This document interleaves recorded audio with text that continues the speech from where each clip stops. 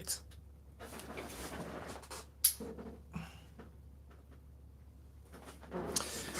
What's happening, everybody? Welcome in if you are just dropping by. This is my first time live on YouTube, Vertical. Let's see how this goes.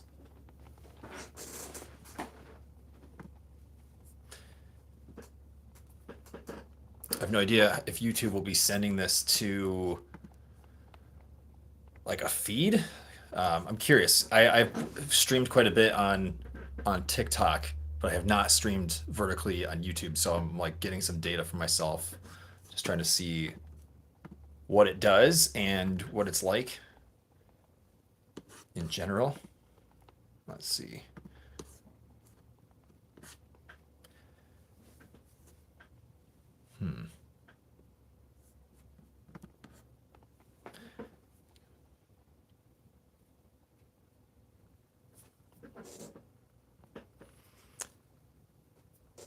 Okay. There's filters, retouch. Oh yeah, we got to get that glamour on, you know. Highlight save. Oh, you can do highlights. Okay, that's cool. One button touch and you get a clip. That's pretty nice. I'm not sure how long I'll stay live here. Long enough to get a feel for how things work. Figure out the buttons. What does the plus do? Start a poll. Start a Q&A. Share.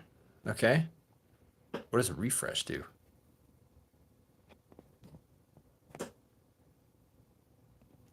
Oh, it's flip. We learned that the hard way. Switch to my rear-facing camera. Okay, that makes sense. You can't click it, so it monitors your super comments, super chats, and how many joules you get. It looks like how many likes and how many viewers are live. I like this interface. It's nice and simple. No one in the chat because I don't think anybody knows that I'm live.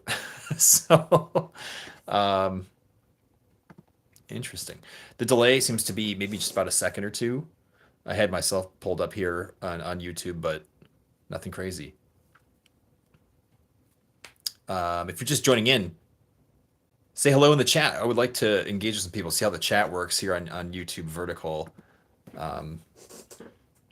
Getting some data today.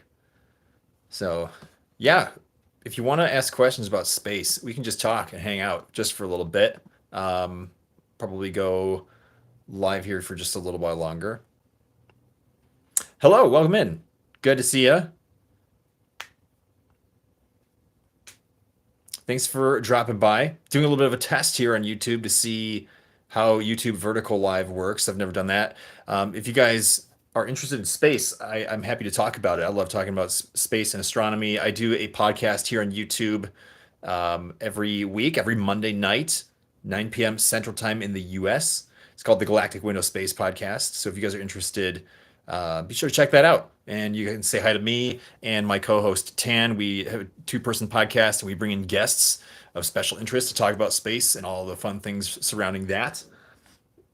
So yeah, how's your day? Oh, my day's going great. Thank you for asking. I'm having fun experimenting. YouTube, of course, is trying to push their vertical live functions. Since of course the TikTok ban is coming around the corner, so they're or supposedly, and I think they're trying to incentivize people to start using YouTube Live. So, giving it a shot. My video podcast, The Galactic Window, is also a live stream. So if you're interested, pop in on regular like horizontal YouTube every Monday night, and you can hop in the live chat. You can ask questions. So when you have special guests on, and we're talking about space, you can ask questions, and there's a chance that we can actually have the guest answer your questions, which is super cool. We've been doing that podcast for over a year now, and going into 2025, we're actually hoping to have like much wider gamut of guests as we push into 2025. So we want to have some fun. Gosh, I'm trying to think of the right way to describe it. Adventurous asks and requests, So there's going to be some pretty cool things. We've got 2 guests lined up for January, both of which have worked and are working at NASA, which is great. So if you have interest or in working at NASA, these will be the people that come watch and ask questions of. So we're excited to have them on the show. But yeah, it's a good time. We like to play little games with guests and just to have some discussions. We don't always have guests either. We sometimes just have good discussions between the two hosts, me and Tan, and we just have a good time doing that. Try to answer questions about space as they come in, talk about astronomical happenings in the night sky, and we keep it pretty chill. Like it's just a fun hangout session, a lot of philosophy talk, technology talk, and not too complicated for the average person. We try to keep it like in sort of the entry level position, so nobody feels like, hey, this is too brainy for me. It's like easygoing, and the everyday person should be able to learn a little bit of something. That's kind of how we hold it. The Mystic Yeep. That's cool. Yeah, thank you. It's a really good time. We have a blast just being nerds, you know. So if you think maybe you're nerdy, this is the place to hang out. But if you guys want to check it out, there's a whole playlist on YouTube. Just type in the Galactic Window Space Podcast. There are 29 episodes. Episode 30 is coming out this coming Monday night, which is going to be exciting. We're doing a Christmas special episode, and we're going to just try and do some extra fun stuff for the holidays. Have you ever seen Venus? I have. It's out in the evening right now. It's beautiful. So after sundown, big bright star-looking thing out in the west. You can see planet Venus with your naked eye, brighter than any other star in the night sky, brighter than the star Sirius, which is the brightest star we can see from planet Earth, which is super cool. I've looked at it through my telescope. I've taken some pictures of it, and you can see quite a bit of detail. A lot of times you can see the crescent shape of Venus at certain times of the year, which is cool. You actually see phases like the moon. Because it's an interior planet, like Venus and Mercury will have a phased look to it. The planets beyond Earth, like Mars, Jupiter, Saturn, like they'll always look illuminated because they're further out, they're behind us, so to speak, even at different points in our orbits. Like we'll be looking away at it instead of looking in at it. So Venus is amazing to have a peek at. I actually did get a picture of Venus right next to the Pleiades star cluster a few years ago, which was super fun. I love that shot so much. It was like a big sprite, and then like you get the open cluster, bunch of really dense, closely packed together stars all in one shot. That was kind of a neat celestial moment that won't happen again for quite some time, I don't think. So, yeah, good question. Have you ever seen Venus? Question for the rest of you guys in the chat. Yeah, what do you guys like looking at in the night sky? Like if you walk outside, even if you don't know anything about it, what do you look up and look for when you walk outside? You just saw Venus yesterday. You're in El Salvador. Very cool. Awesome. That's awesome. I love that we can see so many cool things from different places on planet Earth. Doesn't matter where you are, what language you speak, your financial status, anything like that. And you can see the similar things to someone else around planet Earth and share in that same experience. It's a uniting bonding experience. So like here, like you and I'm in the United States, and you can be in El Salvador, and we can have a conversation about space because we can see the same things, and that's so cool. Like how many other hobbies or phenomena can you do that about, and just nerd out about stuff like that? You love the moon. It's very shiny and beautiful. That is true. It is very.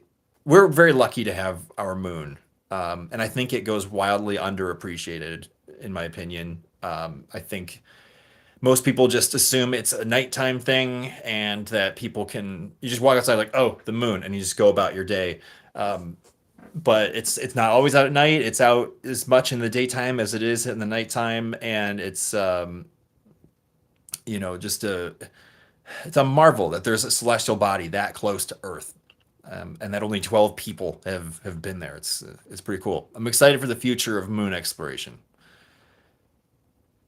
especially when it's red. It just sticks out. Yeah, like lunar eclipses, mind-boggling. Like I love lunar eclipses so much. I've done a bunch of photography for those, and it's been a blast to sort of experience that with your eyes, but also to take pictures, cool pictures of it.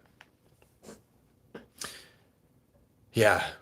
If you guys had the chance to go to any planet in our solar system, which planet would you go to? Even if, if you had the perfect space suit, it could protect you from radiation, heat, cold, anything. Like, but you could go to the planet. What planet would you go to? Let me know in the chat.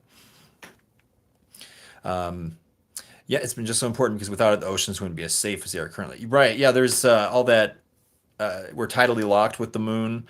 There's all that equilibrium we have with the gravitational forces of the Earth and Moon system, wildly influential for not just the oceans but all life, really. Even humans are impacted by the moon's presence, and yeah, if it disappeared, we would all feel it, and we'd probably all suffer to some degree. I wonder how much havoc it would wreak on planet Earth. Not looking forward to anything like that happening. So thank goodness it's not going anywhere. But um, yeah, it is very important to maintaining balance in ecosystems, especially the ocean for sure. Probably Mars. Yeah, Mars is a great choice. I think Mars is one thing that's cool about Mars is the sunsets are blue. So like how here they tend to go from yellow to orange to red to pink to purple because of the atmospheric density. The sun's looks blue. So imagine like this being a sunset behind me. It's like the way it reflects the light is different than on Earth. So I would love to go to see a Mars sunset, so that we can have a nice blue sky. Cool phenomenon. Also, Mars has moderate temperatures at certain places and at certain times of its year. So Mars will have temperatures of up to 60 degrees Fahrenheit. I think as low as like minus 200 degrees Fahrenheit. So you get some wildly chilly days that are way colder than anywhere on planet Earth, but you also get some comfortable temperatures, which are not too bad. The problem though is that you get stuck with this like I think it's a carbon dioxide atmosphere, if I'm correct. So it's like you basically would suffocate if you tried to breathe the air. So we can terraform Mars a little bit quicker if that would be helpful. All right, what's up, Johnny? You want to drink a blue moon and see a blue moon on some other planet? Yeah, you can do that on Earth, man. Once in a blue moon. Every time there's two full moons in 1 month, that's the second one is the blue moon. Just hop over to your local binnies and make it happen, man. But if there is an actual like moon in the sky that's blue, I'd be curious to know which one that might be. I'll have to do some research and find out. If you're just tuning in, how's it going? Welcome into the live. I'm doing a little bit of a test here on YouTube. This is the first vertical live I've ever done here. I've always done vertical lives over on TikTok, but they're pushing vertical lives here on YouTube now. So I thought I'd give it a chance and learn a little bit to see how it all works. And it's been fun so far. But if you don't know me, my name is Nick. I do live streamed podcasts here, video podcasts here on YouTube every week, Monday nights on my channel, the Orbital Alliance channel, which is the one you're watching right now. So if you're interested in a space and astronomy podcast, please go ahead and hit subscribe, and then I'll see you on Monday nights. You can participate in the chat just like you are now. It's a live streamed podcast, and I co-host it with my friend Tan. He's a content creator over on TikTok. He's got 1 million followers and does live streams of the moon and meteor showers. We love talking about space and astronomy. So we also bring in guests to talk about their connection to space. So we've had people like we had an in-flight manager for Zero G. We did an episode with him where he talked about how he facilitates those parabolic plane flights to train astronauts and people who buy tickets. So he's done over 400 flights over 20 years. He's fantastic. We had a dark sky advocate on the show. We've had astrophotographers. We had Andrew McCarthy, Cosmic Background. You may have seen his photos. He's probably one of the most popular astrophotographers on planet Earth right now. He was on the show in November. We had Stacy Morgan, the astronaut's wife author. She's the author of the book, The Astronaut's Wife. She's Drew Morgan, NASA astronaut Drew Morgan's wife, which was a phenomenal podcast. She was on in November. We had a night sky wedding photographer on in November too. She was great. Sophia Catherine, she was awesome. Mystic Heap, you just hit the subscribe button. Thank you so much. That's really kind of you. Appreciate the support. Hope to see you there in the chats on Monday nights. It'll be a good time. But yeah, so we just have fun with it, and thought it'd be fun to hop on the live here in a different way. But yeah, one of the things we like to do is try to interact with our chats as much as possible on the podcast every week. We don't want to uh, like tune out. The best part is just having interactions with real people because we want to make the show something like make it an avenue for people to learn about space. So the best way to do that is to do it with other people. And Tan and I don't know everything there is to know about space, so it's likely too that you guys could teach us something. So that back and forth always helps.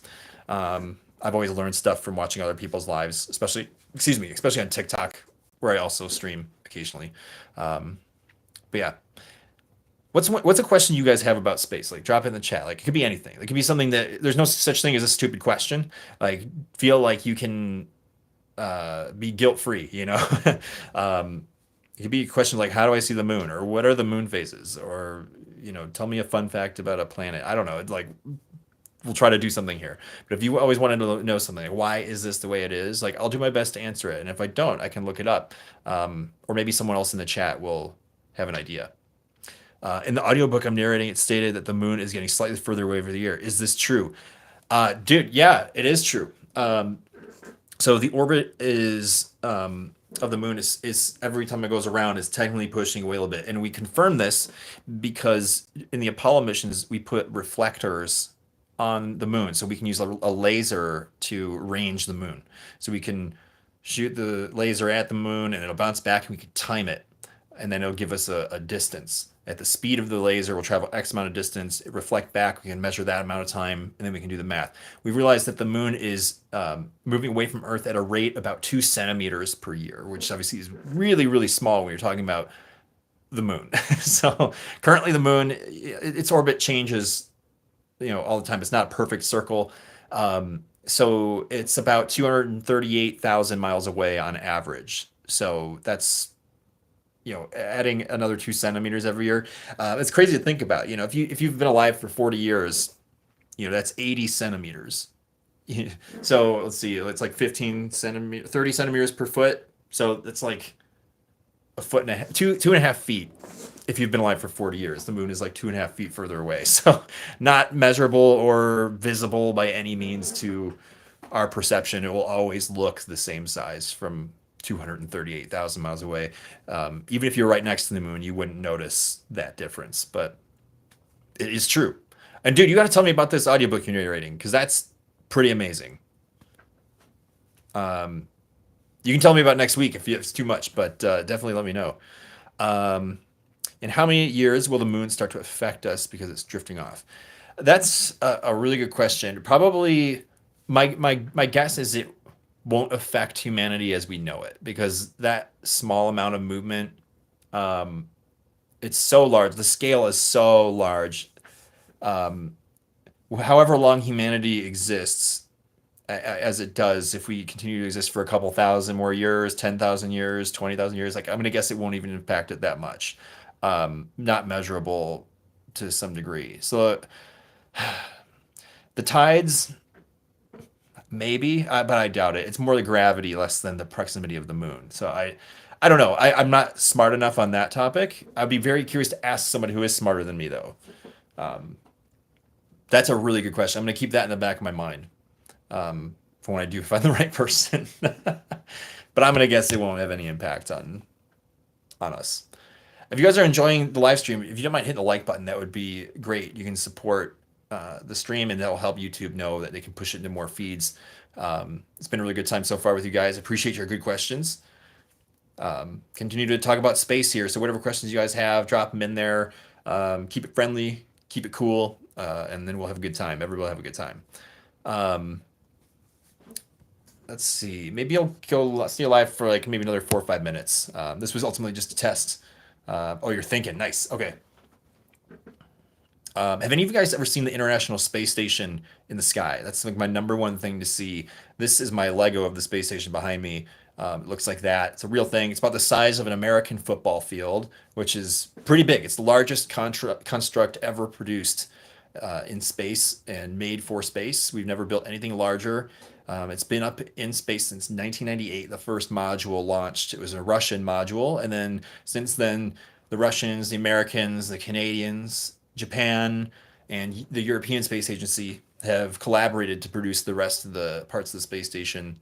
Humans have been living on it continuously since the year 2000. So November was 24 years that we've had humans in space with nonstop. We've had a constant human presence in space. There's never been a time since then where there's been a gap where no one's been in space, which is one of the coolest things to think about. A lot of people don't realize that. That we've always had a constant rotation, more astronauts going up all the time. There's always some up there while the other ones come down. Then the next ones come up, then they come down. There's like a big shift. But it's also been a really cool testament to international cooperation. So it doesn't really matter where you're from. A lot of countries have had opportunities to put people in space because of this program. A lot of countries that don't have their own space program now have one because of the International Space Station. But you can see it with your naked eye. It's brighter than most stars, brighter than most planets, and it puts on quite a show. It's usually visible for somewhere between 1 and 6 minutes, depending on the pass, and it's a beautiful show every time. I'll say thanks to you. I looked uber smart when I identified the Starlink for my wife's sister. She didn't know what she was saying. Oh yeah, right. You're just like, I know what that is. That's pretty sweet. So you guys got to see it. I haven't seen it in such a long time. I know I've never seen it besides digitally. And dang, a football field. Yeah, I know, right? It's huge.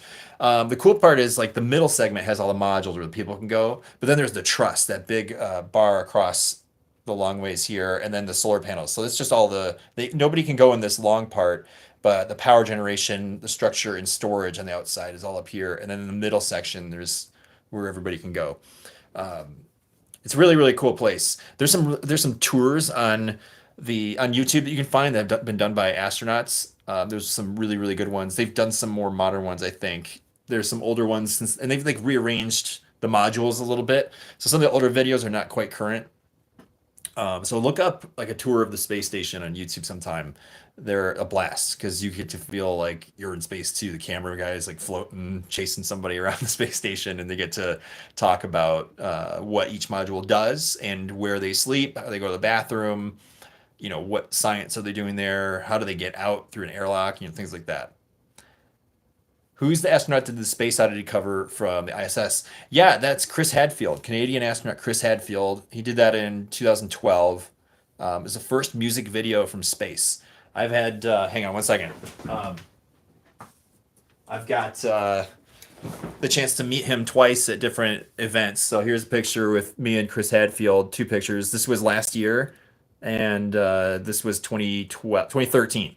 So 2020, well, 2023 and 2013. So these are 10 years apart. Got to hang out with him for a brief second, talk to him, and super cool. And I have these like beer cans of him. He has I guess this like local brewery in Canada, Imperial City Brewing, does Goodbye Gravity, and they put Chris Hadfield with his guitar on the can. So super super cool. Music videos on YouTube. It's got like, I don't know, like 60 million views on it. You just love to be floating along inside the ISS. I know it's like a dream of mine. It's like everybody asks me, like, where would you want to go if you go anywhere on the planet? Where would you go? I said I would go off the planet. I want to go to the ISS, like 100%. Want to show it to, yeah. It was really good too. What was it? It was a cream ale, vanilla, Madagascar vanilla. It was like a real gentle one, and it's got the Canadarm space station arm, the robotic arm on it. You can see the image right there because the Canadians built the robotic arm, which captures spacecraft on the outside and can dock them, or it moves modules. It does all kinds of things. Collect a window to stream on the SS. That's the goal. Yes, I know. Oh, dude, we need to get live stream with an astronaut currently on the space station, which can happen. We just got to coordinate with NASA and I mean, hashtag goals, dude. Hashtag goals. I just got to find the right person. It's good to have all of you guys hanging in here this afternoon. It's a random afternoon on a Thursday, and it's good to have a couple people drop by. Just gonna plug the channel one more time because I don't know who's watching behind the scenes, but I do a podcast here on YouTube every week, Monday nights, 9 p.m. The Galactic Window Space Podcast. So give that a search. It streams on my YouTube channel, The Orbital Alliance, so you guys can just hit the follow button or the subscribe button here on YouTube, and click the notification bell, and you'll get notified when I go live. So my co-host and I will do all sorts of discussions about space and astronomy, and we bring on space-related guests.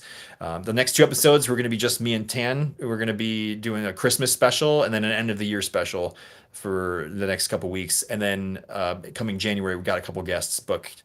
A few of them who have worked for and are currently working at NASA. So, going to be a really good time. So bring your questions if you got questions for people who have literally worked on the space programs.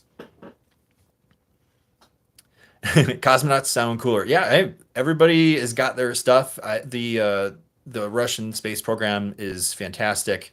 They've been an excellent partner in space exploration and the International Space Station program for decades. NASA has partnered with them since the 90s. When they first added a docking adapter for the space shuttle onto the Mir space station, and they certainly have a ton of very, very well experienced space station knowledge. They were doing the Salyut space station for a very long time. And they've been using the Soyuz craft for literally decades, and put a ton of practice into developing a reliable space launch system. So yeah, cosmonauts are great, and there's a ton of them that have flown so many times. Very, very smart and intelligent people. You got to be kind of the best of the best to be a cosmonaut in Russia. So I think, from what I've understood from NASA astronauts and Canadian astronauts, is that they have wonderful friendships with the cosmonauts on space station. It'd be crazy to have a live stream from space. It would reveal so many myths. How so? Yeah, I mean, like, just to be able to stream from space would be pretty insane. Hopefully, they get Starlink on International Space Station so that they can have more reliable video connection. I know they have video downlink, but it's a little bit laggy and their internet is kind of pokey. So hopefully they upgrade that before they bring it down. They did some Starlink tests on the Crew Dragon flight for Polaris Dawn, the private space mission that just happened, and they did a test to ensure video capabilities are reliable with that at a higher orbit. They were at like 350 miles out, which is about 100 miles more deep into space than the International Space Station. So that's hopefully something they can integrate soon. Oh, a lot of people think the Earth is flat. It would prove that it's round. I get you. Yeah, so it would debunk a lot of myths, essentially. Yeah, you would hope that would provide some evidence in that department. Yeah, I mean, there's so many opinions, and I'm always open to hearing everybody out. It's easy to say, "Hey, you're wrong," and everybody can do that. But I think just having grace and understanding for everybody's different opinions matters. I think there are things that are true, and there are things that are not true. But I think everybody's got to go on their own journey to discover those things. It's hard to convince other people, right? Um, as for me, I just like learning about space and what we do know about it, and try to understand it the best that I can, and to help other people understand it the best that I can. It's one of those things that makes me super happy and brings me a lot of joy, is to just talk about space flight, space exploration, photography. I do a lot of astrophotography. If you guys are interested, I have some videos here on YouTube on my Orbital Alliance channel where I show how I get certain photos. I did a tutorial on how to capture and process imagery of the planet Saturn. I do some photography tutorials about capturing the International Space Station on photo and video, which is super fun. So definitely check those out. If you're bored, give them a listen, give them a watch. Um, you can also learn a little bit more on the podcast as well. Watch some of those past episodes. We have plenty of astrophotographers on the show, and you can get some good tips and tricks and information from people who've done really incredible photography, not just of the space station or planets, but of deep sky objects like nebula, star clusters, galaxies. There's some people who've done some insane work. Episode 6 has stargazer astro. His name is Elliot. He is a phenomenally experienced astrophotographer. Can't recommend that episode more. Episode 3, Justin with High Hopes Aurora. He's an Aurora Borealis photographer. Check him out. I was already plugging Andrew McCarthy. He does work that NASA has basically purchased. It's just insane photography. He was on in November, so just a couple, maybe like 6 weeks ago, 7 weeks ago. So check those out. Izzy and I also walked outside last night, last full moon, had a halo of ice around it. Oh yeah, yeah. Those the big ring of refraction around it. I love those. Venus and Jupiter look great too. Sky Map app is clutch, dude. Right? Yeah. Any basic stargazing app will give you a beautiful view of the sky and guide you to see what you're looking at. You can just hold it up and like, oh yeah, that bright dot right there, that's Venus. The one over here is Jupiter, and both of those are visible really well after sunset. So definitely go and check those out. Really easy to spot, very bright. Um, Hey, welcome in. What is the most easiest space object to capture? Um, like in photography, I mean, there's probably the moon is probably the simplest thing because it's very bright, so you get a lot of light. The problem with night sky photography and cameras is they tend to not cooperate well unless you know how to handle it. There's low light scenarios, and cameras are a tricky wicket. So finding objects that provide a lot of light is an easier on ramp. So the moon is insanely bright. You have to bring your exposure down quite a bit to resolve it, and you can get some beautiful details. And there's really cool events like lunar eclipses, total solar eclipses, that are capturable with very basic equipment. So, like your phone, even. And I'd say it's the easiest. The other thing is to just catch star fields. If you have a basic camera that you can adjust the settings for, like a mirrorless or a DSLR, it doesn't have to be an expensive pro one. Um, Open your lens up as wide as possible, do a long exposure, and you'll see stars come through. You can even do it on your phone. Phones have night shot mode now, and you can see stars in there. So those are probably the easiest things to do. The fun part is making your shots better over time. So you take these simple shots with your phone, and then you go, "Well, that's cool. I can't believe I took a shot of that." But then watch over the next couple of years as you get better equipment, you get more practice, and then boom, you're doing amazing shots. I did a book here. Let me show you guys. I did a book of my Milky Way photography. It's not purchasable, but it's one I made for myself. And I did all my favorite shots of the Milky Way over the years. Doing different things. So I thought I'd just show you guys a few of these pages. There we go. Some vertical shots, more forested shots. Let's go back to the top here. I did some fun. Here's one in the Colorado Rocky Mountains. Super fun. Here's one in the deserts of Utah. This was in October, which was super cool. And we got a bonus Andromeda Galaxy in the shot. This is like the Toadstool Hoodoos. So if you've ever been to the Hoodoos, that's where that shot was taken. Here's more in the Rockies. You got snowy mountains, and you got the Milky Way right above it. Super fun. But I love doing shots like that. But that's, I came from shooting photos on a phone too, but that was like going on, gosh, 12 years ago, and they looked awful. So just keep practicing, and you never know what you might find. Here's one with a cactus out in the deserts of Tucson, Arizona. But seeing your photos in print too, so much fun. And here's a fun one I did with one of my Star Wars collectibles. This is the AT-AT. Got the blurred out Milky Way in the background, which is super cool. I wanted it to look like it was real and full scale. So super good time.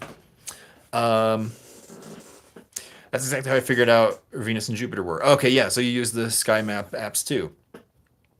Fantastic. Another helpful app to use is Heavens Above. And, oh, yeah, see you, Kayla. Have fun. We'll see you later. The Heavens Above app gives you all kinds of information and current. I'm trying to think of the right word to describe it. Sorry. It's like a live sky map, so you can see satellites. It'll tell you which satellites are where, when they come by, their speed, their telemetry, everything. So space stations, Starlink, spent rocket stages, all kinds of things like that, which is super fun. I can't recommend that app enough. It's helped me see those Starlink passes, in real time. What's happening? Yeah, I mean, I can see you want to get a little plug there, but yeah, I mean, if you're gonna be spamming for promo, it's not the place to do it, unfortunately. AT&T with Milky Way in the background was so sick. Yeah, thank you so much. Yeah, it was really fun to try to get that one to work. It was actually harder than I thought.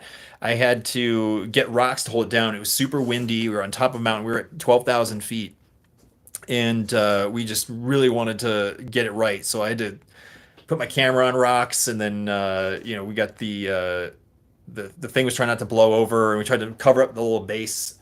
Here, I have the thing actually. So hang tight. This is the actual model, which is super cool. So it's got this base in the bottom. So I didn't want that sticking out.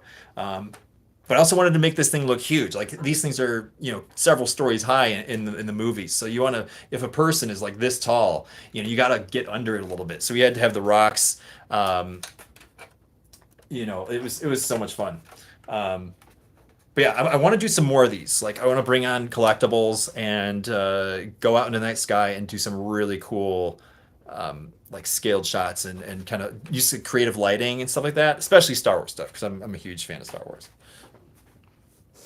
Do you use drones as well? Like, are there applications for drones in space photography? That's a really good question. Drones, I do have a drone. I've never done anything at night with them.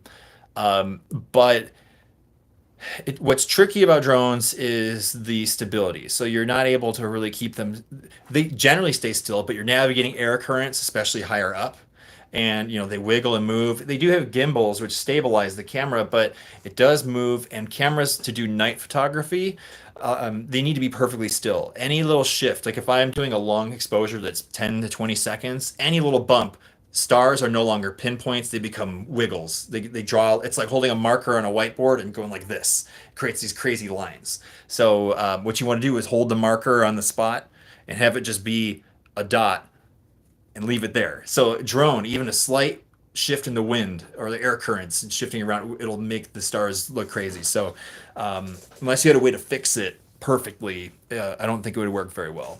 But that would be cool because if you could get up super high, you could do some really cool foreground shots with your environment and do all sorts of creative things. I would love to do it, but maybe someone can come up with a solution. So I don't know.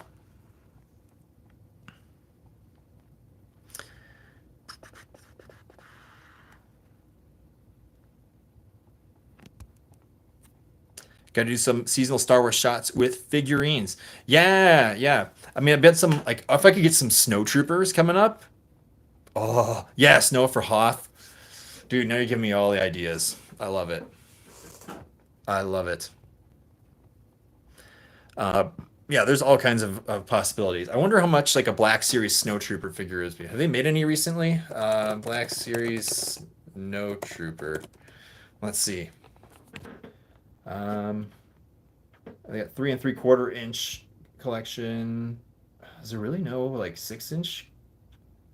Come on now. Oh, maybe there's some older ones. How much are they on eBay? Let's see.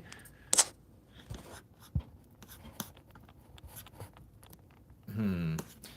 This looks like a shady listing because they're showing multiple pictures. I don't like that.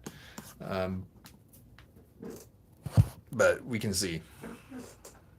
Hey, Ron, what's going on? How would you do a TIE fighter? Ooh, I wonder if you could, if you had like a pole and you can mount it to the pole and you could put it in the shot, take a picture, and then they could you could do two exposures, one of the sky and then one like run in, don't move the camera, run in, put the TIE fighter there, take a picture of it, then go into post production and erase the pole behind it so the stars look the same, but then TIE fighter kind of that's a good idea too. um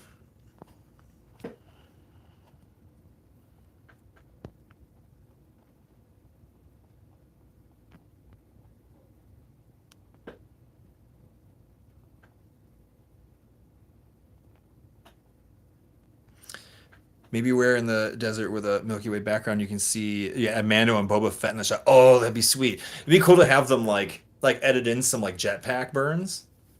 Oh, I'd be here for that.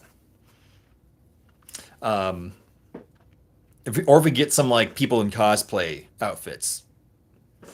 I've been wanting to do that for years, so that'd be super cool.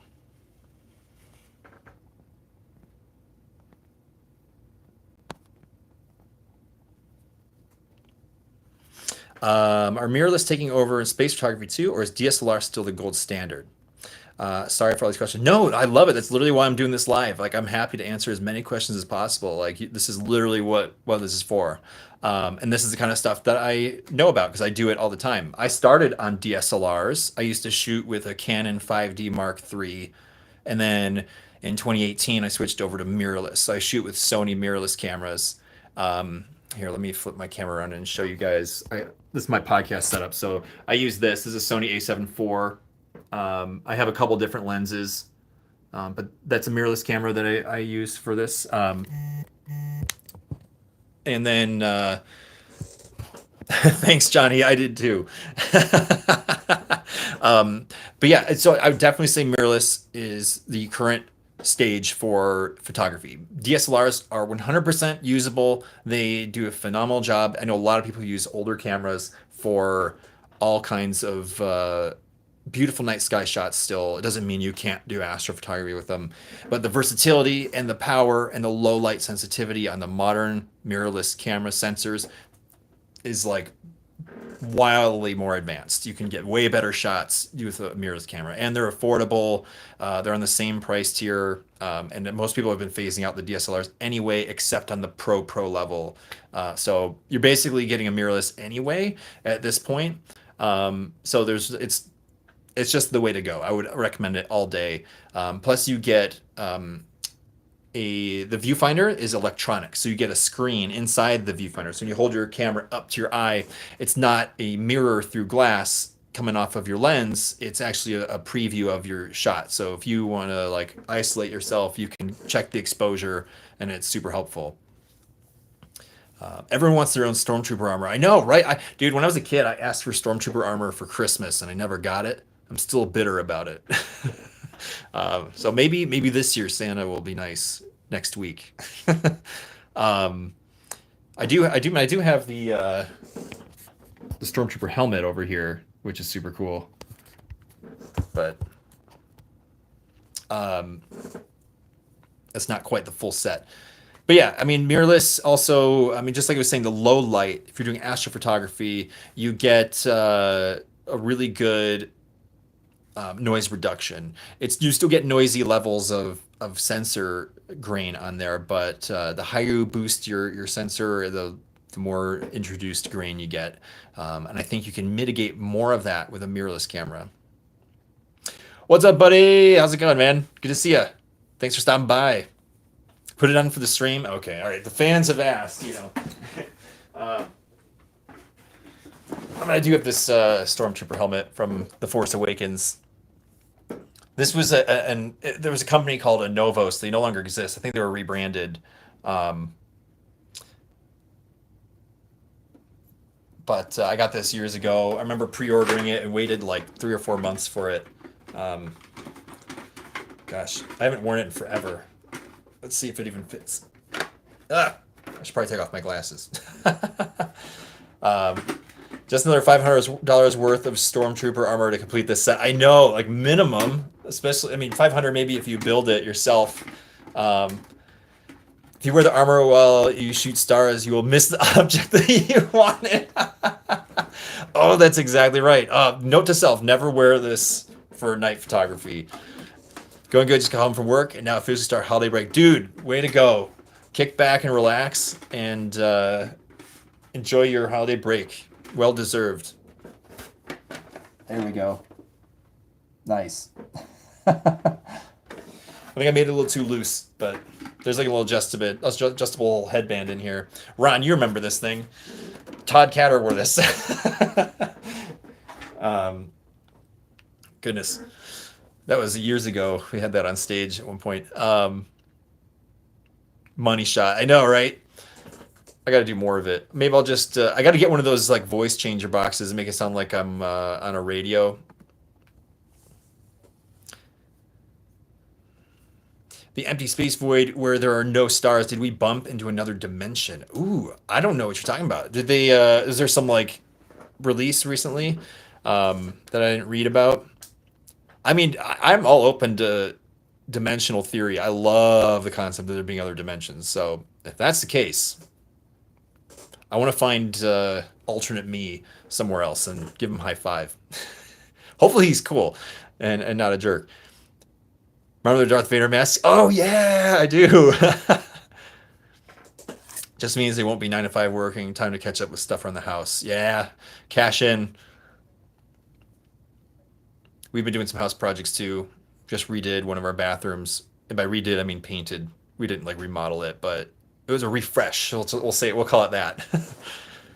About time. But yeah, been so much fun hanging out with you guys. Been already been 45 minutes. Gosh, I said I was gonna hop off here like half an hour ago. But these live streams are great. Like this feels a lot like when I'm streaming on TikTok. But it just like I said, getting a lot of data and seeing how this goes here on YouTube. Um, we won't let you keep him on. Well, you guys have been succeeding at that so far.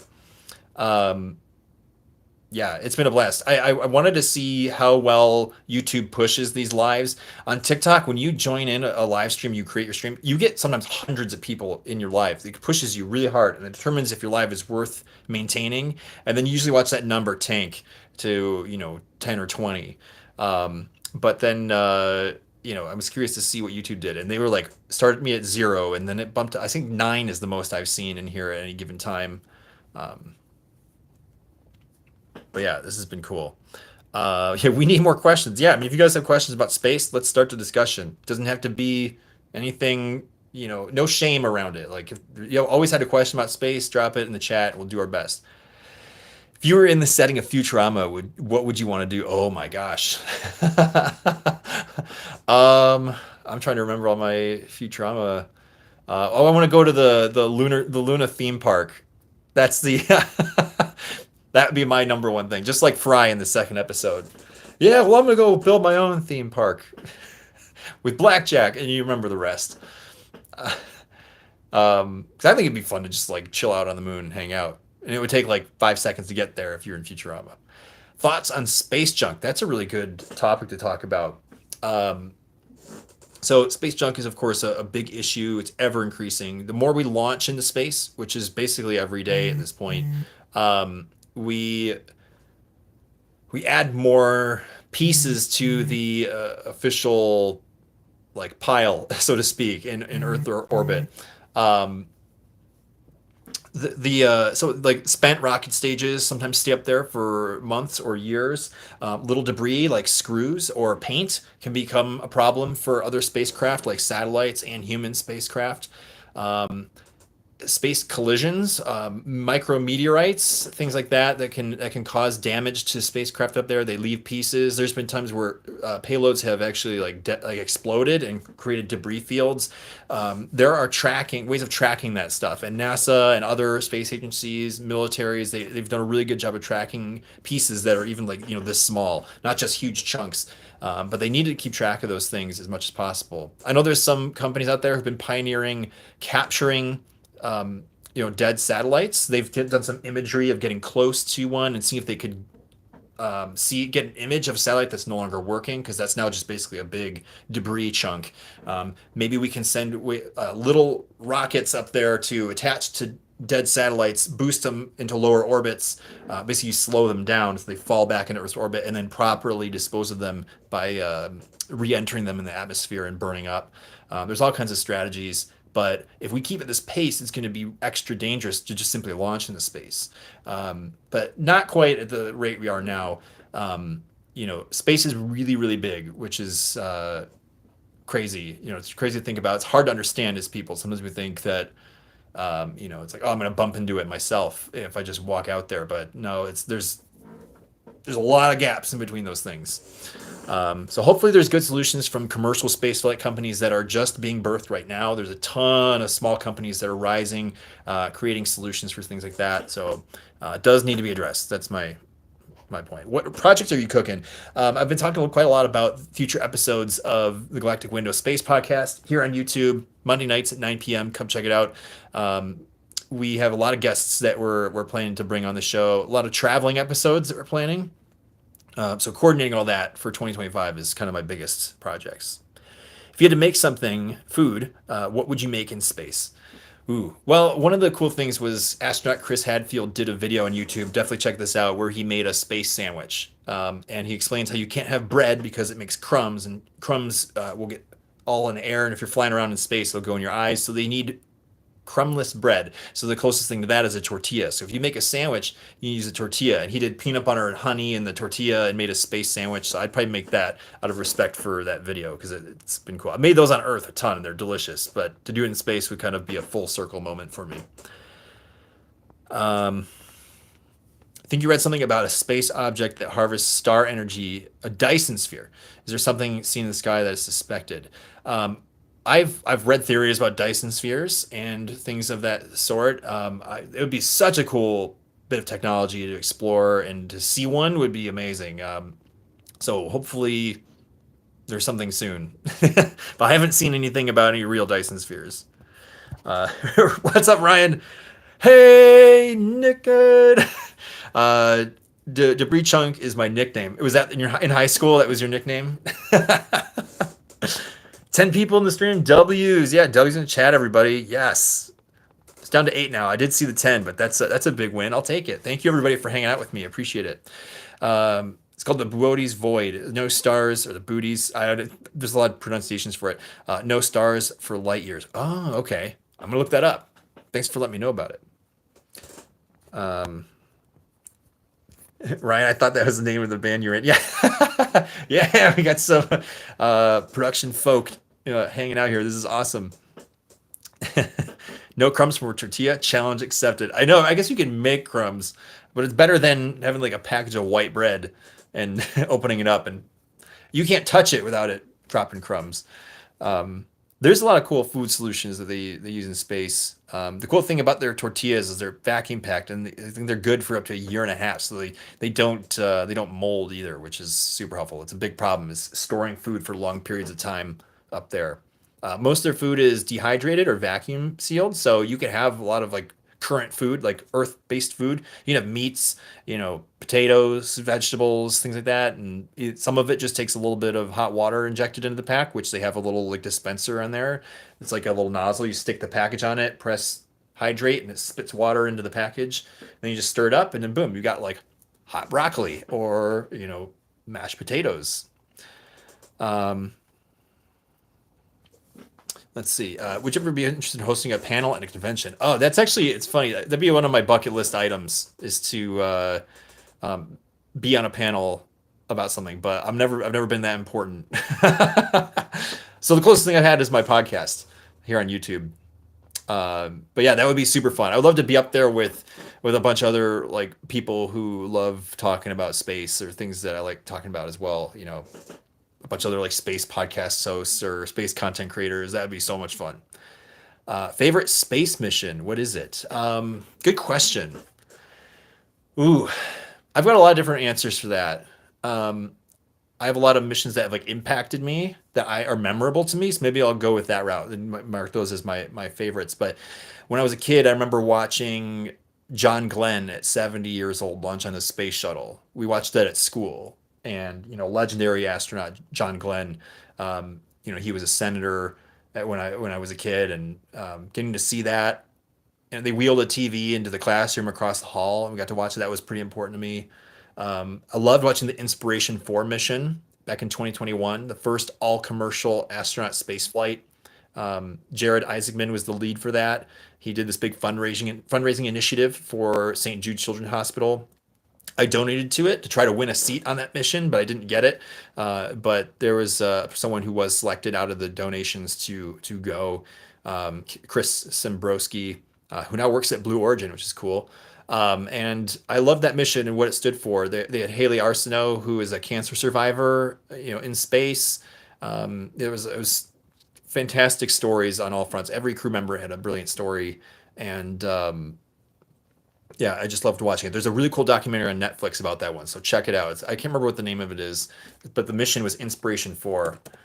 Inspiration 4 Netflix. Countdown, Inspiration 4 Mission to Space on Netflix. That's the name of it. So it's called Countdown. Um, Really, really cool. So those stick out to me. I mean, there's so many more. Any mission that assembled the space station is important to me too. But that was a ton of missions, you know. Pizza in space. Yeah, they do have pizza in space. You have to assemble it piece by piece, and there's a lot of pictures. There's actually a funny video where astronaut Ron Garan used the telephone on the space station to call and order pizza from a pizza place, and basically said, "I'm holding you guys to your deal that if you can't deliver the pizza um, in like 25 minutes, whatever, that it's free." Yeah, we're aboard the International Space Station, by the way. So you can find that on YouTube. Ron Garan was the astronaut. So look up ordering pizza from space. Just put the meal outside the space station till it'll be good for a long time in that cold. I know, right? There, you just freeze dry your entire pantry, expose it to the vacuum of space. Man missions versus robotic.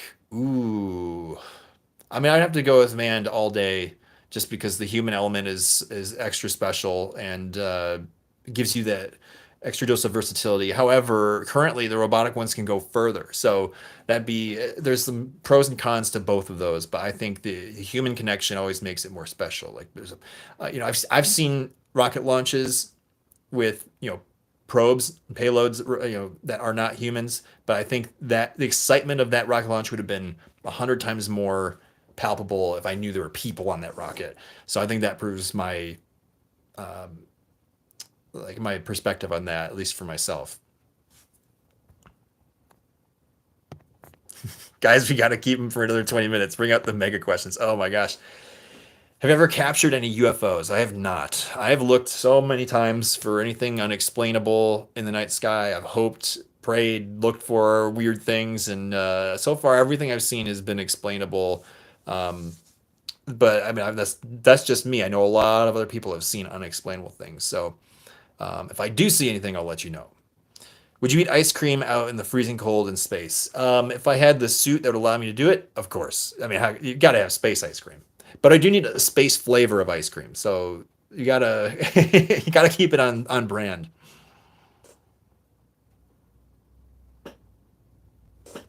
Um, I don't. You don't recognize my YouTube name. We went to what? We went to junior high together.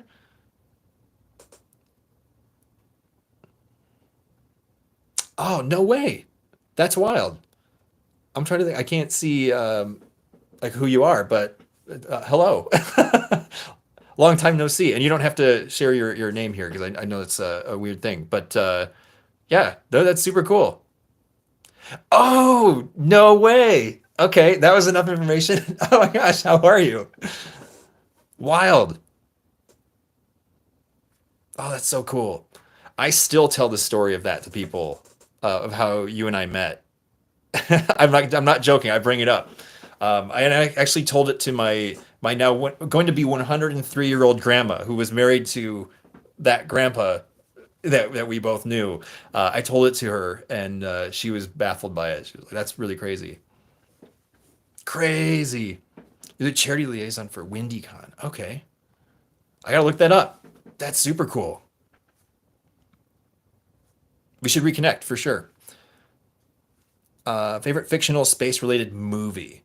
I mean, Interstellar all day. I've got a giant full size movie poster downstairs. I get emotionally wrecked by that movie every single time I watch it. It's made me think so much about my just perception of life and the night sky in general.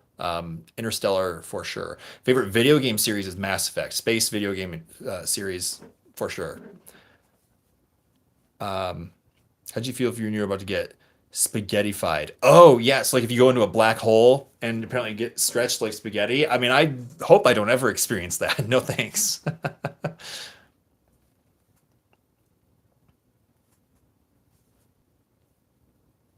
But yeah, my Bulgarian friend, how are you? How are you doing? How's life? Um, yeah, I know a lot of people are going to see Interstellar. They re-released it in theaters and IMAX for the 10th anniversary. I can't believe the movie's 10 years old. I did get to see it earlier this year in IMAX. There was a local theater that brought it back for like a weekend, and I did get to see it. So that was cool to kind of relive that. Um, do you think darts would be easier or harder in zero gravity? Hmm, good question. So if they had a dartboard on the space station, there'd be no arc to it, right? So it's just be you have to throw it as straight as possible. I'm gonna say easier, but that's a question I'm gonna ask an astronaut when we get them on the podcast. That's what I'm gonna do. I'm gonna ask them that. If you had darts, would it be easier? Because you probably have to get the throwing right. You probably have to hold yourself down, get it exactly right, and you can probably launch it pretty directly. Life is pretty good. We should definitely talk to you later. Oh yeah, get you on a panel. No, wait, that would be super cool. Let's definitely talk about it. Um, about 30 minutes now. Keep it up, guys. Yeah. How long are we pushing for? Everybody's just like, let's keep this going. We love to promote local artists and businesses. That's super cool. How long have you been doing that? That's really exciting. Yeah, there's like so many different conventions out there, and I haven't been to one in years. Um, Johnny, we used to go to RTX in Texas. That was so much fun. And that would set the bar high for internet conventions for sure.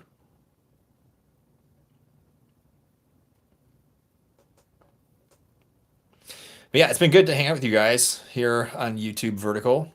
Um, if you're just joining in and been checking this out for the first time, seeing what it's like, it's pretty similar to TikTok Live. Um, been fun. I wish they pushed it more. So I don't know how you guys are finding the stream. Can you let me know? I'm sure not all of you guys are subscribed to me, but did my live stream just pop up in your feed, or are you scrolling through shorts on YouTube? Like how have you like discovered this stream? Give me some data here. I'm not pushing for anything. I'm just legitimately curious. You've been attending for 13 years, 2024. This is the 50th year? Holy smokes. That's wild. Super cool. Just refreshed and it popped up live. Oh, okay. Yeah, interesting. I'm curious if I check my email, if it tells me that I went live. Um, Sometimes it does, sometimes it doesn't. Oh, I did get an email. So if you have notifications activated, then it will tell you that I've gone live, even on verticals. Discord, yeah, that makes sense. Scrolling. Oh, cool. Okay, good deal. Let's see. If you put something a Voyager message, what would you put up there? Oh yeah, like the golden record. So like something that goes far out into space and that somebody might find in millions of years and be curious about the human species. I would say um, be sure to try Taco Bell. It's delicious. Get the cheesy gordita crunch. No, that's my cheeky answer. I would say some if I had like a sentence or two, I would keep it short. I'd just be like, "Hey, humans existed in the solar system, and it's you know, hopefully we're still around, but people do exist. Life exists. So keep trying to search. I try to encourage people to explore other aliens." You're a follower, and it popped up for me on YouTube. Okay, sweet. Good to know. Now you get notifications. Sweet. Thank you very much. Hopefully it works next time we do this. I plan to do some more vertical lives here on YouTube for sure. Um, I Now that I've kind of explored it, I think it's be a good place to just hang out. Hmm. A lot of potential. Hopefully there's some good opportunities for fun interactions. Let me just check something really quick. Hang in with me, guys. If you have more questions about space, I'm in the chat. Oh, did it like disconnect me while I swiped out? Sorry about that. But you guys have questions about space? Let's talk about it. Lost you for a bit, you're back. Okay, so that's good to know too. That was a little bit of data. I like opened up a text message that somebody sent and it stops the live. That's annoying. But yes, if you guys are enjoying the chat, definitely leave a like on the video and let me know. Let YouTube know that it's worth pushing. you know. He was scrolling and saw a shiny camera, now watching Shining. Like the movie The Shining?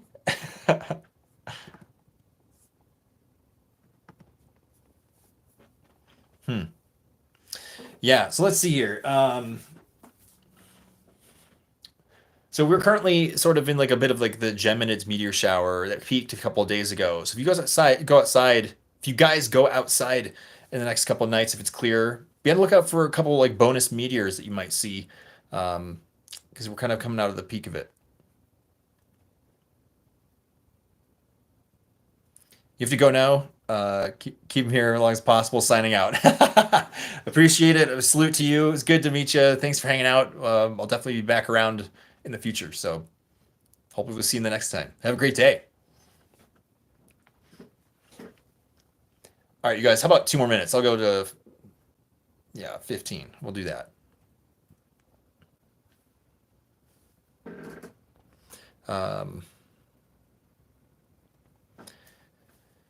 yeah, but it's been fun. Um, Trying to think of what would be fun here too. I have some plans to go see some more observatories this year. I've been talking about doing that for years. I did one at Yerkes in 2021, and I plan on going back there. I plan on going to like a couple other observatories across the United States to do some partnerships with them. So be on the lookout for videos on that, particularly podcast episodes, which would be super good time. If you guys are just tuning in, I do host a podcast about space and astronomy here on YouTube every Monday night, 9 p.m. Central Time. It's called the Galactic Window Space Podcast. So if you subscribe to my channel, you'll get the whole playlist there. You can search on YouTube, and if you use YouTube Music, you can go to podcasts and find it there. It's a playlist. We have 29 episodes talking about space. We have guests about space, and we also have upcoming episodes every week. So Monday night we'll be live 9 o'clock, and you guys can chat with me just like this. We'll be having a Christmas episode, which will be super fun. It'll be a real good time. One more question pending. Yeah, you think about it, man. Let me know. Were you able to see the Corona halo around the moon the other night? No, but I didn't. That was the second time that got brought up by someone in the chat. I have seen those. I've taken a really cool picture of one before with my 14 millimeter lens. I've always wanted to capture one, and I did. I think it was like late last year. Really cool phenomenon. So what's happening is there's ice crystals in the upper atmosphere, and they react or refract. Sorry, incorrect word. They refract the light back at a certain angle, and that kind of creates that prismatic halo effect. And it happens with the sun too. The ones with the sun tend to be more prismatic, so that you can see the colors of the spectrum. Really beautiful. They're super cool. So I'm glad you got to see it though. Those are super fun to look at, and it's kind of like, what's happening? Like, why is this giant ring around the moon or around the sun? Sometimes with the sun, you can just see little chunks of it because certain clouds are lit by the sunlight from behind. So like this, so the halo is there, but you can't see it unless there's moisture and ice in the air. So maybe the clouds are just right here. You can see a rainbow for like a little bit, but there's no clouds over here, so you won't see the halo. A really cool phenomenon. What got you so interested in space? Yeah, I mean, I was interested in space as a kid. I always loved it. I saw Comet Hale Bopp. As a child, I saw stuff through a telescope my cousin brought over. I loved space movies and space books. Educational things about space just really got me interested. So I never turned back. It was like I always want to get interested in it. Every time I looked up, I always felt a deep connection to the night sky. I never felt like I was like I didn't care. Like it was like there's always something cool about it. I always wondered what that is. How do I know what's there? What star is that? I have no clue. I always wanted to know the answers. So I was very intrinsically motivated to, um, look things up and learn more. Took some classes in high school and college just for fun. They were not part of my formal education. Which reminds me, Johnny, remember our astronomy teacher with the Windows login, the 3/4 turnaround in the classroom? But yeah, I just got really interested in it and just wanted to learn. So it was an intrinsic thing, and I always sought more information. I was reading books, watching movies, watching videos, studying other people's work just for fun, and it's kept going. I'm still doing it. It's the lifelong passion for me. There's a video I have of me like 2 years old, and I know kids just see stuff in the sky and they go crazy just because they're kids. But like there's a video of me, we were at a playground with my family, and I was just like, "Look, the moon!" I was like pointing it out. I'm like, I have to wonder, like, even if I was that little, if I was like just really intrigued by what was in the sky. So I love that clip. But yeah, always want to learn more because it's just you'll never know it all. You know. Have I ever gone to see Northern Lights? Yes. I did a trip to Manitoba, Canada in August this year, and I got some insane photos. Maybe pull them up, and I can just show you guys really quick. So there's a guy who does aurora photography that I became friends with on TikTok. High Hopes Aurora. You can find him. I think he's on YouTube too. But I went up to stay with him, and we drove. It was like a 20-hour drive for me, and then we added like another 7 hours. So we were up in like north central Manitoba, and we were in Bortle One skies, which is like pitch black, no light pollution. There's like no cell reception at all. And we did aurora photography. We had some amazing times.